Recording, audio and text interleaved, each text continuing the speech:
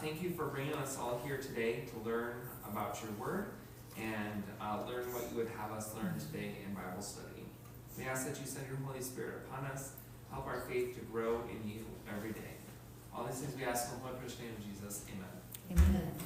Okay, so Exodus 3 with the burning bush. This is kind of like, the whole chapter is like one big story. So we're going to kind of have to take this paragraph by paragraph in order to make sure that we can keep it in chunks that are good for us to be able to handle. So I'll get started with the first paragraph of Exodus chapter 3. Now Moses was keeping the flock of his father-in-law Jethro, the priest of Midian, and he led his flock to the west side of the wilderness and came to Horeb, the mountain of God. And the angel of the Lord appeared to him in a flame of fire out of the midst of the bush. He looked, and behold, the bush was burning, yet it was not consumed. And Moses said, I will turn aside to see this great sight, why the bush is not burned.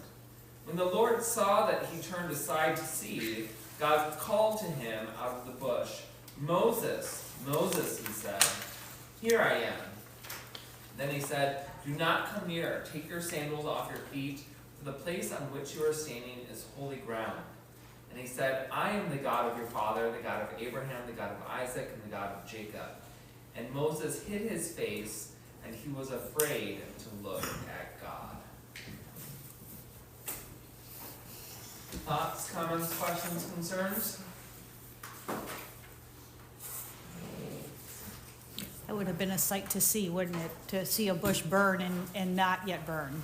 Yeah, so if we think about the Old Testament, what we've done so far in Genesis and Exodus, these really big events that we would want to see. I think that sometimes in Sunday school, we ask ourselves, well, like, what is your favorite Bible story? Or like, what is the story that if you could go back in time and see it with your own eyes, what would it be, right? Some people choose Noah and the flood so that they can be on the ark with all the animals, even though we talked about how that probably would have been absolutely terrifying. Some people choose Daniel in the lion's den.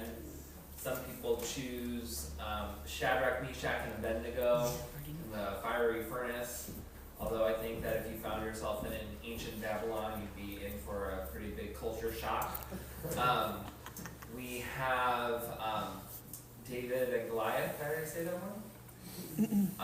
That people usually choose. Jonah, the whale, right? If you're going to be in that boat in the storm, I don't know if you really want to be doing that or not. But well, I think when we think about the New Testament, right? Jesus walking on the water. People that like to party always say Jesus turning water into wine. We have. I once heard someone say that they would have wanted to be there for Saul's conversion into Paul, which is not one that is normally said. Some people choose Revelation, other people choose the stoning of Stephen, which is a little bit morbid. But I think that the burning bush is one of these episodes that we would like to see, but for some reason it doesn't always get to be on the top of our list. There's always things that maybe we would rather see in the Bible than this. But you're right, that this is one of those like big grandiose events where God is revealing himself, right? Mm-hmm. So, any other thoughts about this paragraph? Holy ground was fascinating. Yeah. What got purged there? Maybe if it's holy, then all the bacteria in the ground must. Then what did God do to make it holy? Oh. Well, and you know what? I forgot my markers right on the board. I'll be right back. I forgot my markers. That means There you go. Intermission. Coffee break. Coffee break. Yeah.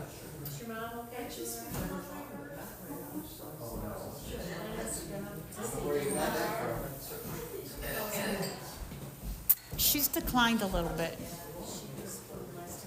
You have the Ark of the Covenant, the holding, you know. Oh, yeah. Okay, so, I'm glad that you picked up on the word holy. Okay, holy is a really big word in the Old Testament. It's not as big of a word in the New Testament as it is in the Old Testament. Holy means what? If you had to give a definition of holy. Pure. Pure, sacred, divine, because God is holy and we cannot be holy, right? So that's how you can kind of work that in. You might get in trouble with the word divine because the ground, like to call the ground divine might be a little bit too much, okay? So let's go with more of the pure or the sacred. Those are good words. So we're on Mount Horeb, so we're on a mountain. And then at the top of the mountain, you got Moses and this burning bush. And we're calling this, God is calling this holy. So I think your question is, what does that mean? What does it mean for the mountain to be holy? Well, you have that, and you also have most holy. So you have the holy, and then you have the most holy. You have the Holy of Holies. All different things, right? So, Well, God in the flesh, wherever He is, has got to be holy, how so? because He is holy and He is pure holy, pure love. Mm-hmm. I would think anywhere that He is, that He touches, is He didn't come to earth that often, be on the ground that we know of. Good. I think that's the right answer. Okay. So we're going to learn in the next book, Leviticus, right? That the main theme of Leviticus is that God is holy. Okay. And so the whole point of all of these rules that we're going to learn about after we finish this book is that God wants us to be holy as well. And so in the Old Testament, He gives us lots of rules to follow until Jesus comes back. Okay? So if we talk about the mountain being holy, how does that work? Well, we said it was holy before you even went there. Okay? It was labeled the holy, a holy mountain. Well, not really, it was a mountain of God. What made, these weren't people that were Israelites. Where does it say that? It says, hang on, in verse 1? Verse 1. Horeb, the mountain of God. Why would Yeah. they say, okay, there's a lot of mountains around. How do we know that this one is the mountain of God? Right, before you even saw the burning bush. Right. What do you think? That's kind of confusing, don't you think? Yeah, because these were, the people he was living with were not, Israelites. He was living and had married into the Midianites, I guess it was. The Midianites, yeah? Yeah. So we have Jethro and all of his daughters, right? That we learned that Moses marries Zipporah, which is probably the eldest one, right? So Jethro and company call Horeb God's mountain. Why would they do that? Because God, they know somehow that God is there. Maybe they saw, thunder. Thunder, lightning, all the things, Light. right? You don't know. Yeah. It doesn't say. The Bible doesn't say. Okay? So any one of those explanations is okay. But if it's God's mountain, that makes it holy because his presence is there, right? That makes sense to us, okay? So it's not necessarily that the mountain is special, or that there's no bacteria on the ground, or that there's nothing wrong with Yeah, it. they wouldn't be able to tell, they don't have a microscope. Right. It just means that because God is there, that makes it holy ground. Okay? Now, that particular aspect of this verse,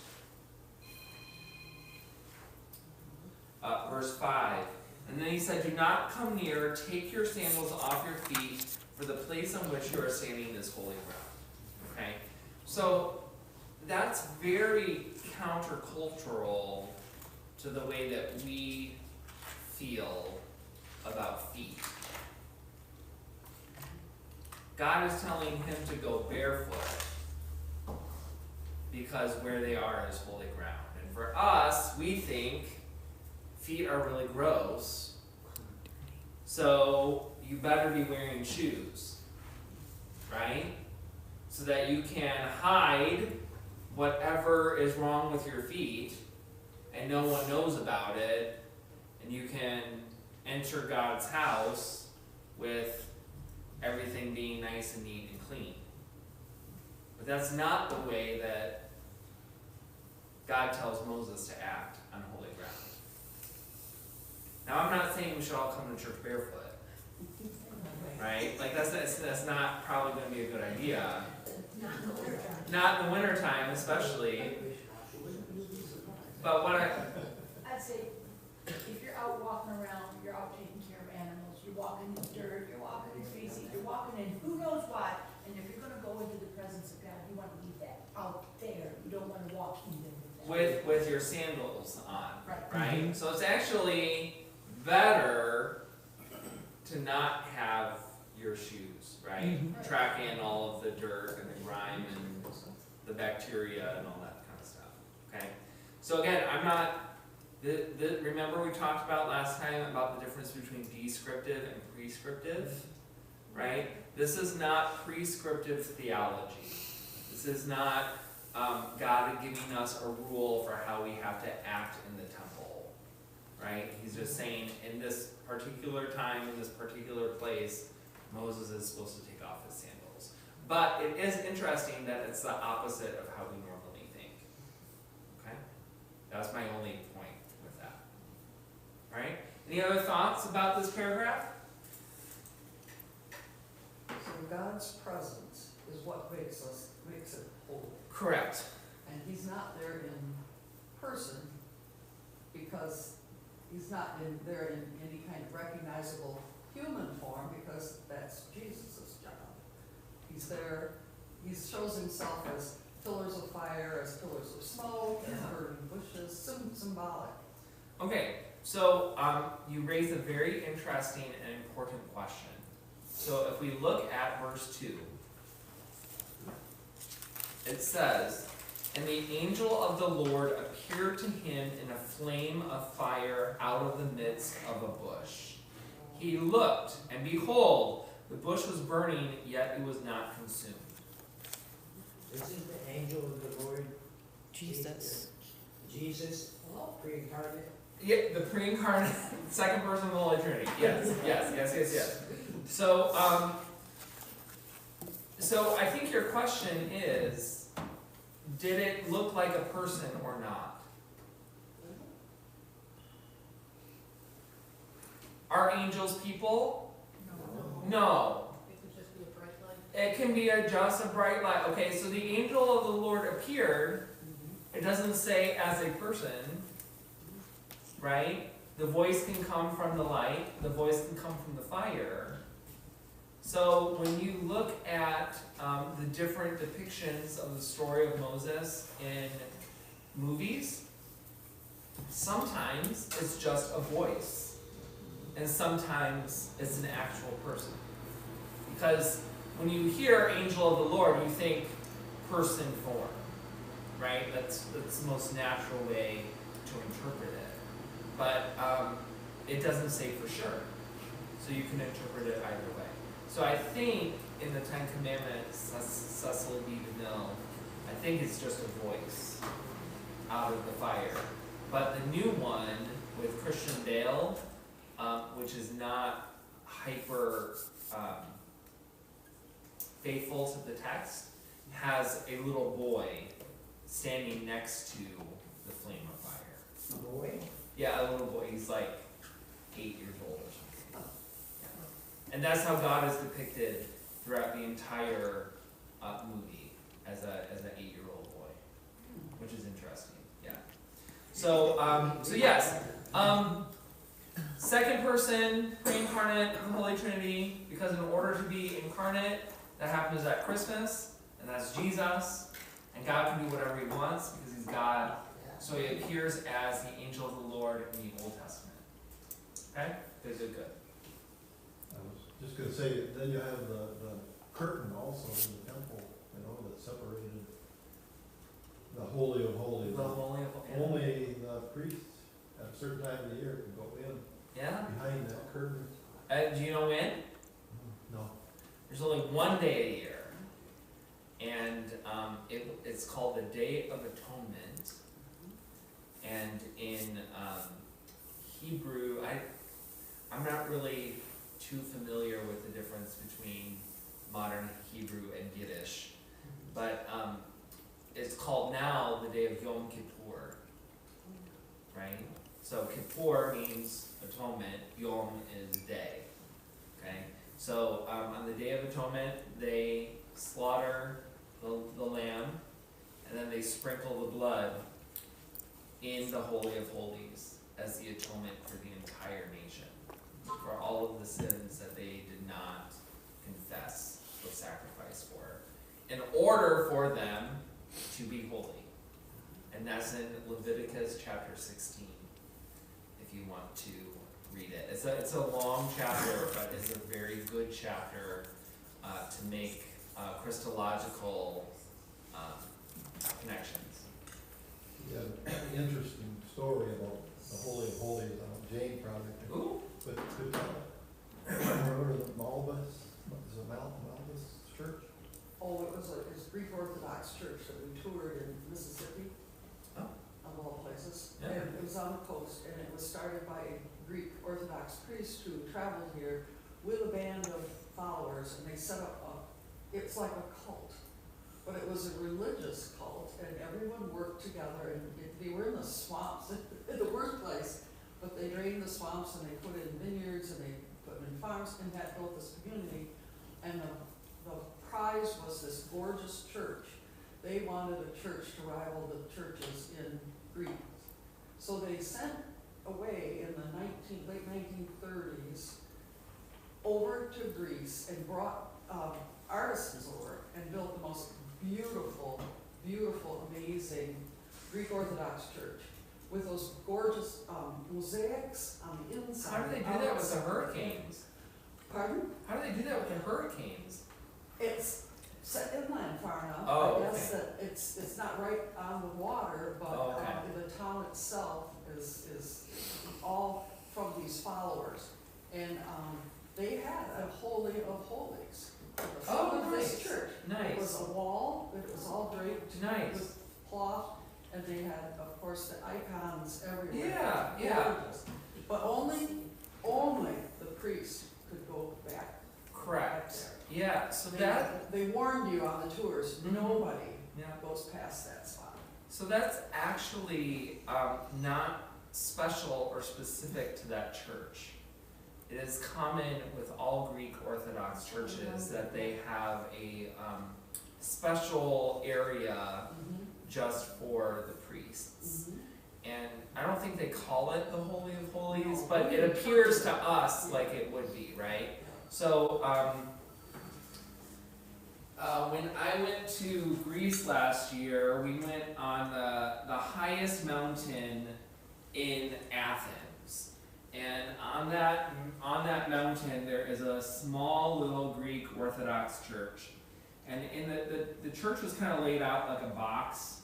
The door right here, and the door right here, and the door right here. And then right here there was this whole separate area with walls and windows, and you could see the priests milling about during the service, doing their special prayers and doing all their special stuff, but you could only see them as they walked by, or when they went to the center, because there was a door right here and then 2 windows right here with some lattice. So you couldn't like really see through the windows, you could just see what was going through the door, right? So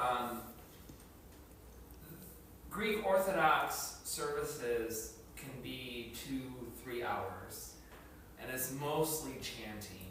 Like almost, like I would say 90-95% of it is chanting. So for a modern American, it can get boring pretty quickly, right? When we chant here, we chant like 5 lines, or for the first part of the service, right? Like I don't chant the prayers, I don't chant the words of institution, I don't chant the Lord's Prayer, I don't chant, like there's a lot of things that you don't do, right? So, although some Lutheran churches are doing that now. But it is like a separate place just for the priests, because the priests are supposed to be more holy than a regular Joe Schmo, right? So that takes, and I don't know if you know Stefan, he comes to our Wednesday night Bible study sometimes. He's actually Greek Orthodox, so he would be able to explain it better than I could. And I had to interview a pastor, a Greek Orthodox priest, and they stand for that 2 hours. They have benches. yeah. Because there have to be older people, but I thought, how committed they are. Yeah, well, what I appreciate the most of the Greek Orthodox Church is the icons. What you're saying, like the church art that they have is just breathtaking. With the murals on the ceilings and on the walls, and every square inch is covered with holy art, sacred art, and I really appreciate the beauty of that in that space. The one that I went to, there was someone back here, a priest who was chanting for the people. So all of the people that would come in, like he was doing the service for them, but it was all in Greek. Like it's all Greek to me, I don't know. I can read it in the New Testament, but that's very, very different than modern Greek. So it's kind of like the difference between medieval English and modern English. If you've ever read like the Canterbury Tales or Beowulf or something like that, that's the kind of Greek that I can read that's in the New Testament. It's very different than modern. So the first day we were there, we ended up going to a bar after the day was over, and I was asking the bartender because I want to learn some words in Greek, right? Like I wanted to be really cool and cultural and all those things. So I asked her a couple things, and so she wrote down some things, and I was like, oh, I know that word. It was the same as in the New Testament. And I was like, oh, it's like not that different. And then I said what the word meant, and she was like, oh no, that's not what it means anymore. It means this other thing, which was actually a swear word. And I was like, oh. Like I see how you can make that connection, but like that's not what it means in the New Testament. You know what I mean? So you just have to be like really careful with that. And it's the same way in Spanish, right? If you, Gold Star, anybody, you know your Spanish literature? Name any book written in Spanish. A single one. Give you a gold star. Don Quixote. Muy bien. Any others? Any others? The Bible. Not originally written in Spanish. No? Don Quixote is the most famous one, right? And it was actually written in 1617. And it was written in like this medieval Spanish, so it's kind of like what our Canterbury Tales, our Beowulf looks like. And so whenever you buy it now, you have to buy a modern version of it in order to be able to read it. And so there was a couple stories that were written before Don Quixote that are even in like more like antique, ancient Spanish, which is it's impossible to read. Like you can't do it. And so it's interesting how languages have developed, even though it's only really been 400 years since that time. It's unintelligible to us, right? And so think about some modern things that are happening with the English language right now. Ain't, well, okay, yeah, I mean, that's the common, Ain't that a good word? It is. yeah. So in the 80s, right, when I was in grade school, you'd say, ain't a word, so you ain't gonna say it no more, right? And that's what you'd say on the playground. Well, in the 90s, ain't became part of the English dictionary. It's in the Oxford Dictionary if you look it up, right? So, what is another, like, more modern way that we speak in English that is, like, kind of come into the English language? Abbreviation. LOL. So you get all of the texting stuff, right? LOL, CUL, what? Woke. Well, woke's always been a word, right? But it has a new meaning now. So we're getting new meanings in with words. I'm thinking more specifically about some grammatical changes that are happening in the English language right now that maybe we know, but we're not necessarily noticing because we're so used to it. But if you think about your parents or your grandparents, they would not understand what they're reading, right? So normally we say we're completely off topic. I just want to talk about this. I am going to the store, right? Basic English sentence. You have your subject, you have your verb, you have your predicate. It all works nice and neat, right?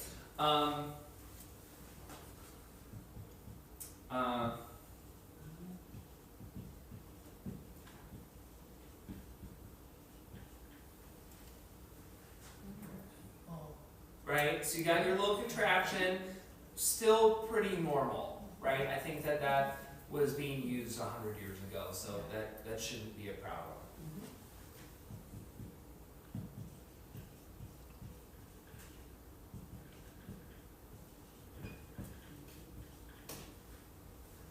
I'm going to the store. That's bad English. And people say it. People say it. Fixing thing. Loving it. Yeah. I'm fixing to do something. I'm going to the store, Yeah, they really smushed stuff together. right? But if you write that out, if you wrote this out 50 years ago, you wouldn't, you don't get that, right? There are children in our schools that are unable to read this, but they can read this. Because that's what they hear. Because that's how we speak, right? And so in 100 years, this is going to be standard English. It seems like we're going backwards. Tell me about it. You know, it's just like, okay, when now the word sick, oh, that's sick. That's so sick! It's like, what? You're like, oh, you threw up? No, I'm fine. Oh, it's cool. Well, and I found this on YouTube the other day that I thought was really interesting, that yes means no and no means yes. Oh, that's where the guy. Have you ever noticed that? Yeah. Like, hey, are you gonna go to the store? No, yeah. That's how you say, no, yeah, I am. Well, which one is it? You said no first and then yeah. Or yeah, no. I'm not going. You said yes and then no. So it's the second one that counts, but then why do we say the first one first? To confuse your parents, so they Right. don't really have any idea what. Yeah, no, yeah. Like, that's just, it's weird. Okay. How about cursive going away? Oh. Well, another thing I saw a meme that said, all you have to do is drive a stick and write in cursive, and you can debilitate an entire generation. That's for sure. So, I don't know how to drive a stick, but I do know how to write in cursive, so. I don't drive. Yeah. So I couldn't steal a stick car. I'd stall out. Okay, so we talked about holy, we talked about the ground, we talked about the person, right? Is there anything else in this first paragraph that we need to cover? I think I would want to look at God. Wouldn't you think you'd want to? I mean, if he's appearing to you, he's choosing to reveal himself to you, you would want to But he was afraid to look. look at, but he was afraid. So, I'm curious. well, curiosity killed the cat, right? But why do you think that he would be afraid? Because he knew he was sinful. Yeah. Well, because he knew that he was sinful. He already was told to take his sandals off, so he already messed it up, right? What else? Nobody ever was able to look at the face of God to begin with. Okay, so remember, we're only in the second book in the third chapter, right? We don't have a ton of theology that's built up yet from generation to generation. There is no guarantee that this God on the mountain is going to be good to you. He could just be mad that you're in his spot. Right? Leave me alone. If you're going to be here, take off your sandals. Right? Moses, get out of here. Like this is to have something burning without it being consumed is so outside of our realm of how physics and science and life works that just the fact that the bush is there and being on fire could be terrifying. You could talk about the heat from the fire, that he wouldn't want to look at it. You can talk about the light from the fire, that it would be too strong for his eyes to handle. You can talk about his just basic fear of what God is going to do to him for being on his holy mountain. There's lots of factors of why Moses would not want to look at God. Because I think when we say we would want to see God, we are thinking in our head of the Jesus in John, right? Feed my sheep. I am the good shepherd. I'm here for you, and all these things are really good. But in the Old Testament, a bush that's being burned is like not really nice and happy. So I think I agree with you. If God appeared to me, I would want to see him because he's making an obvious choice. But I think that at this point, at least in the Old Testament, Moses doesn't really know God. He will later. He talks to him face to face, and that's okay. But at this point of the narrative, this is more of a terrifying thing than a nice thing. So it makes sense to me why he would be afraid. Then you have the snakes on the pole that you have to keep your eye on. My favorite story, top 5 favorite stories from the Old Testament. Very good. I'll give you a gold star if you can tell me what book it's in the Old Testament. Anybody? Snakes on the pole? Just when he comes off the mountain. Yeah. And there's, So which book was that? I'll give you a hint. It's not Exodus. It's gotta be Leviticus. Huh? Is it Leviticus then? It's not Leviticus. It's Numbers. Oh. I think it's chapter 21, if you want to look it up. 21 or 24, I get confused with that. So yeah, good. These are really good things.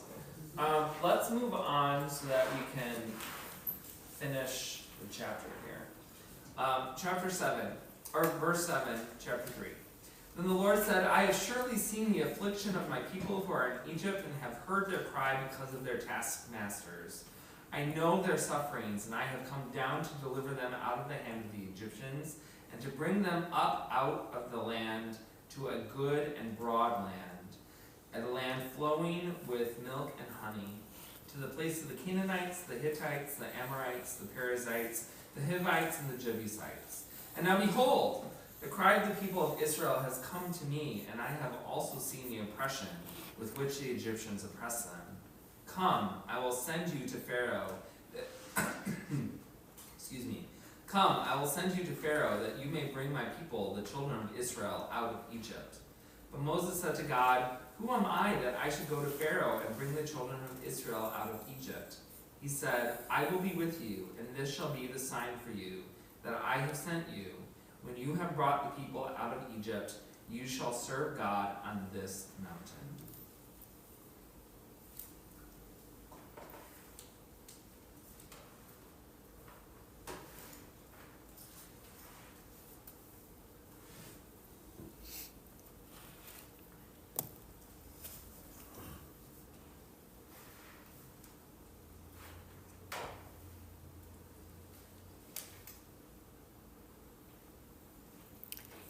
Is the sign that he's with him, is that, or is it him talking to him at the bush? I'm confused. Can you just phrase that? Where it says, who am I, but I will be with you, and this shall be the sign for you, that I have sent you. Mm-hmm. So what's the sign? I guess I'm, The sign is that when that they're going to be at Mount Horeb and worship God. okay. Now, we're going to find out later in this chapter and the next 6 chapters that there are going to be many other signs. Yeah. Right? All of the plagues are all signs, okay?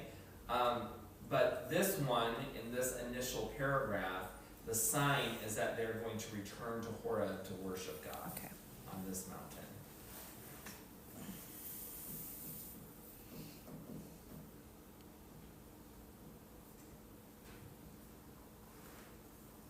So he's giving Moses reassurance that of who he is, first of all, when he identifies himself as the God of your father, and the whole hierarchy. This is who I am. Moses would be very familiar with that lineage. And because he was sent back to his home family until the princess brought him back. Yeah, so So he has some basic knowledge of his background, his history, and then God reassures him again that this difficult, amazing task that he wants him to do, you're going to come back and you will worship on the mountain, and that's my Right. sign. So, you're not wrong. I just want to point out a couple assumptions that you made, okay? So, the Bible does not specifically say Moses' mom taught him about his faith, or Moses' mom taught him about the patriarchs and what happened in Genesis, okay?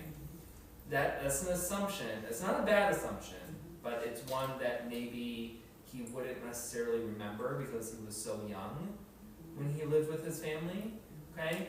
A better, what I would say more, a biblical interpretation that's a little bit more true to the text is that he's going to learn who God is from Jethro, because Jethro is the priest of Midian. And if they're calling Mount Horeb, the mountain of God, they are worshiping the one true God. And so from the time that he's 40 to 80, he is going to be, quote unquote, indoctrinated, not from the Egyptian gods that he grew up with, but more of following the one true God. Okay? So, yes, it is possible that he has learned of the patriarchs from Jethro himself, and he knows the basic outline of Genesis. So, what does God mean when he says your fathers? I think it's good for us to assume that that's the patriarchs, okay? But we have to also remember that that's 400 years ago, right? Because they were in Egypt for 400 years. So that would be like God coming to us here in Lexington and saying, hey, remember what I did with your forefathers in the faith with Martin Luther? And you'd be like, yeah, I mean, I know we're supposed to only worship God, but depending on how much you know about Martin Luther at that point, because that was 400 years ago, right? Like, I don't know how strong that history was going through his mind, you know? Because I think for us, it's easy for us to forget too, right? Because, you know, we're celebrating our 250th birthday of the United States next year, right? I couldn't tell you the majority of the presidents in any kind of order. I couldn't tell you, I mean, like, I remember Lexington and Concord, we're in the Revolutionary War, Boston Tea Party, you know, the basics, but I can't tell you what happened at which battle and George Washington crossing the Potomac, but, you know, like, I don't know all of the details, and that was just 250 years ago, let alone 400, right?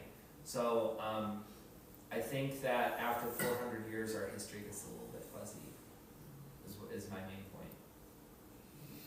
And I get even worse with the Civil War. Don't even get me started. I can't remember anything. I got Grant and Lee.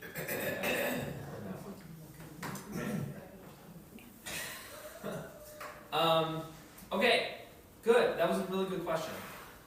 What else? He's not just, Interesting that he's going to a land that all the ites already live in. All of the ites. There's so many ites. It's impossible to keep all the ites straight. He's not taking them to this land that's never been discovered. That wouldn't it be so much better if it were like the second Eden, Yes. where it was just like literally flowing with milk and honey, and they didn't have to do any work, and it was just all set for them, and that sounds more like a promised land to me. Thank you very much. Than having to blend in with all the other ites. Okay, so if we look at these ites, because this is really the first time that they've all kind of come up, right?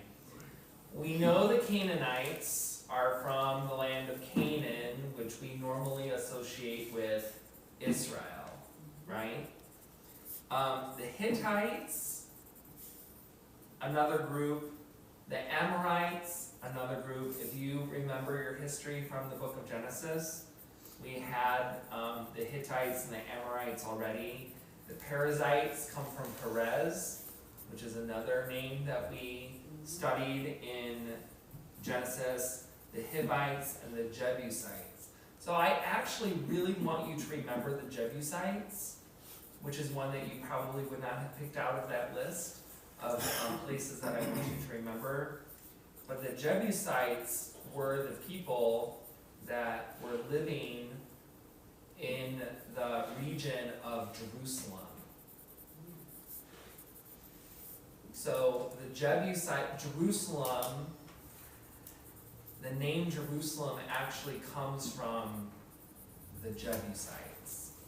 The J-E comes from those people. Okay? So that's going to be important.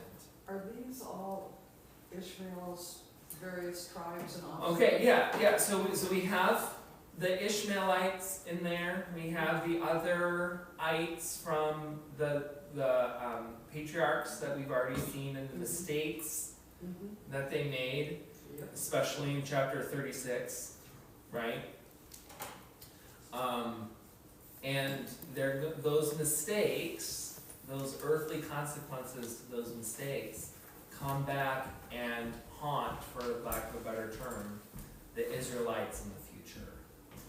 And so that is one of the best ways that we can make connections to the book of Genesis throughout the entirety of the Old Testament, because those stories of these ites from the patriarchs keep on coming up and up and up and up. We're going to see that a lot in Joshua and Judges, but it's mostly going to be the Canaanites at that point. We're going to see the Amorites and the Hivites a couple times in Numbers, but this list of the ites, right? I don't want you to ever memorize them. You don't have to know all these things. It's important to know that Jerusalem comes from the Jebusites, and that the Canaanites live in the land of Canaan. But I think that we generally know that already. Okay? It would be good for you to go back and look at the origin of these names and connect them to the different stories in Genesis. A study Bible can help you do that. Okay? Good. I thought she had a question too. Yeah. So is this mountain the one that God gave the 10 Commandments? Ooh, that's a very good question. What do you think? Holy mountain, I would think. it would be- That's kind of the whole point of the promise, right? Yeah. In verse 12, he said, "But I will be with you, and this shall be a sign for you that I have sent you. When you have brought the people out of Egypt, you shall serve God on this mountain." So what happens after he takes them out of Egypt? They go to God's holy mountain, which is Mount Horeb, which is also called Mount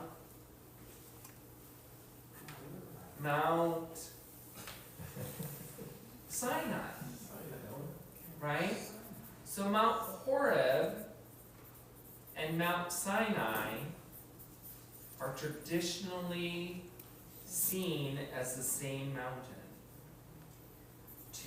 Two words for the same mountain. There are some scholars that disagree with that, and they're allowed to. But the way that the Bible naturally reads is that these are the same mountain. Okay? That's a very good connection. Okay? I thought they didn't really have an accurate depiction of where Mount Sinai is. There, and that was most of the movies that I showed you before we started Exodus, is that there is a very big debate right now of where Mount Sinai / Mount Horeb actually is. The two main candidates are either a mountain in the Sinai Peninsula or a mountain in Saudi Arabia. And if you want to watch a movie about that, I will write that down for you, and you can watch it on Amazon Prime. Okay? It's my favorite movie. So I am of the camp, how can I say this in a good way? I learned in seminary that Mount Sinai is in the Sinai Peninsula, and if you say anything else, you're a heretic. Okay? I don't, after seeing the documentaries and the movies that I've seen, I think that it is in Saudi Arabia. That's my personal belief. I watched that thing on Amazon Prime. Yeah. And I really, they made a great case. They made a pretty good case for it, right? And so, this is not a salvation issue, right? So if you believe that it's in the Sinai Peninsula because that's Mount Sinai and Sinai makes sense to be in the Sinai Peninsula, I'm okay with that. I'm not gonna argue with you, but, I'm also not gonna write a scholarly paper on it, because I'm not an archaeologist, I don't know. God can be on any mountain. And God can do whatever he wants, and, you know, there are pros and cons to each one. So even if you do pick the one in Saudi Arabia, there are some serious logistical problems with that site. So, yeah, it's just how it is, okay? Good. Comments, questions, concerns? Corinne, did you have something that you wanted to say? It must have left me already, so we're good. What is this one? This is Mount Horeb. The one in the book here? Yeah, Is that,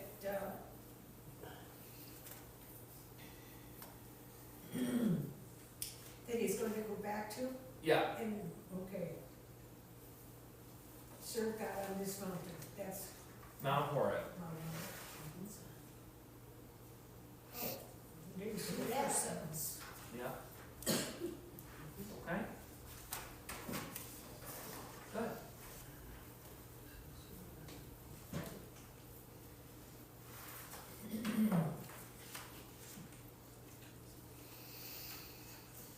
Well, so we can move on.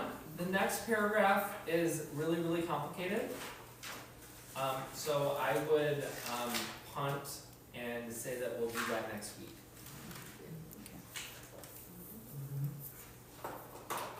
So, brush up on your grammar, because we're gonna be doing grammar next week. Okay? We should write down those sentences. What? We should write down those sentences. Well, there's more we could do with that. I didn't wanna go on too much to waste all her time. So, let's say the Lord's Prayer, okay? Our Father, who art in heaven, Hallowed be thy name. Thy kingdom come, thy will be done, on earth as it is in heaven. Give us this day our daily bread, and forgive us our trespasses, as we forgive those who trespass against us. And lead us not to temptation, but deliver us from evil. For thine is the kingdom, and power, and the glory, forever and ever. Amen. So, we'll cover verse 13 Mhm.